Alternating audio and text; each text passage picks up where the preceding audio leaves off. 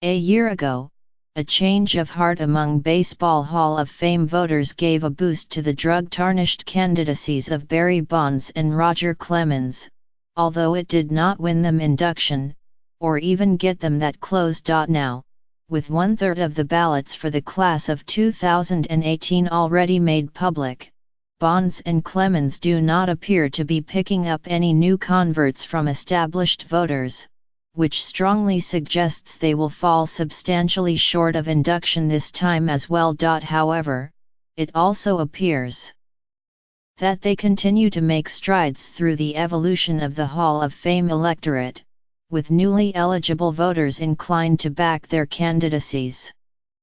And as those ballots are being cast, other voters, many of them older and less inclined to support Bonds and Clemens, are losing their voting eligibility and coming off the rolls. Whether this gradual evolution will eventually pull Bonds and Clemens close to the 75% of the vote needed for induction remains to be seen.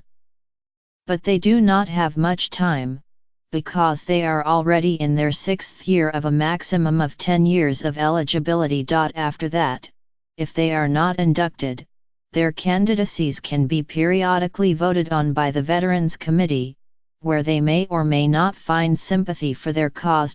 Baseball journalists make up the voting block for the Hall of Fame, and the final vote totals will be announced on January 24, with Chipper Jones looking like a lock for induction in his first year on the ballot. By Saturday evening, more than 140 votes, or about 1/3 of the expected vote total, had been made public, and it showed that some players on the ballot were making significant progress from a year ago, but not Bonds and Clemens. For instance, Vladimir Guerrero has picked up 24 votes from returning voters and seems in a strong position to be inducted in his second year on the ballot. Larry Walker has garnered 23 additional votes, Edgar Martinez has amassed an additional 15 and Trevor Hoffman has added 8. Even Curt Schilling, whose controversial political comments most likely cost him votes a year ago, has picked up 13 votes so far. But as of Saturday, Bonds and Clemens remained right where they were a year ago with no net gain from returning voters. With stable voters, everybody is pretty entrenched. Ryan Thibodeau, who compiles votes that have been made public on his Baseball Hall of Fame vote tracker, said of Bonds and Clemens, "Their hope is definitely that a turnover is enough to help them make the jump." On the surface, the early voting for 2018 looks promising for both Bonds, who is baseball's career home run leader with 762, and Clemens, who won 354 games.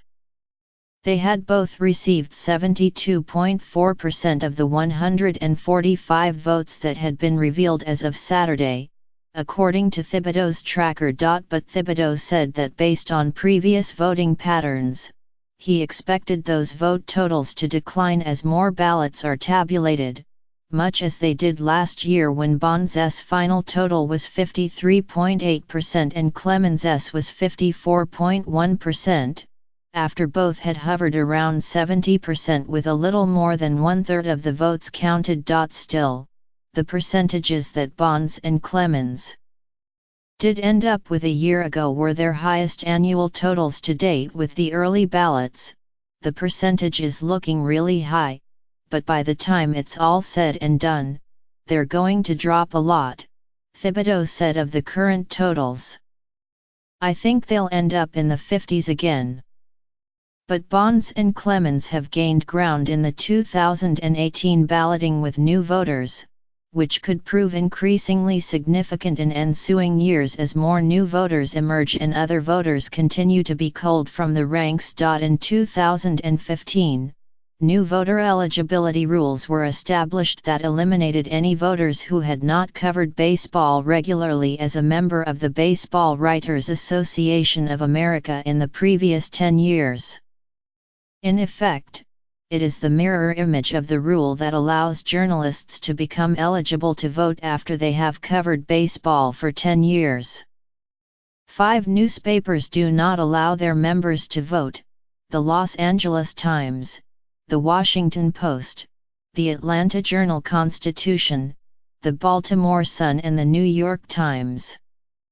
Actually, what really gave Bonds and Clemens a boost in last year's balloting was the reasoning of some established voters that if Bud Selig, the longtime commissioner, was being inducted as part of the 2017 class, then players who were tainted by the steroid era that Selig presided over should not be barred from the hall, either. That led to more than 20 voters deciding to switch from no to yes when it came to Bonds and Clemens. But Selig is no longer the provocative issue he was a year ago. Instead, it appears Bonds and Clemens are now left to rely on support from new voters while also benefiting from the gradual removal of voters who continued to oppose them. Consider that last year, there were 21 new voters in all, and they gave substantial support to Bonds and Clemens.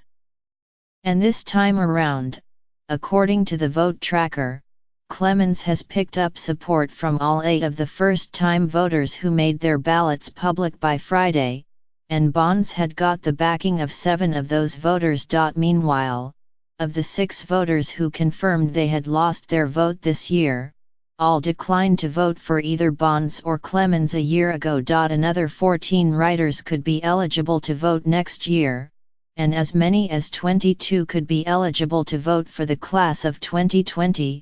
According to Jack O'Connell, Secretary-Treasurer of the Writers Association. But not all who are eligible choose to vote.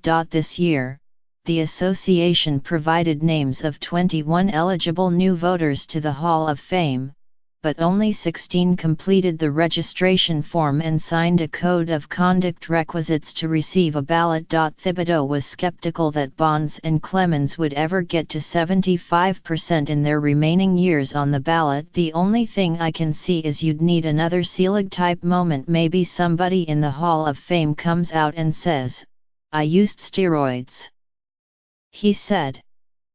Something like that would have to happen to have any chance of getting to 75%.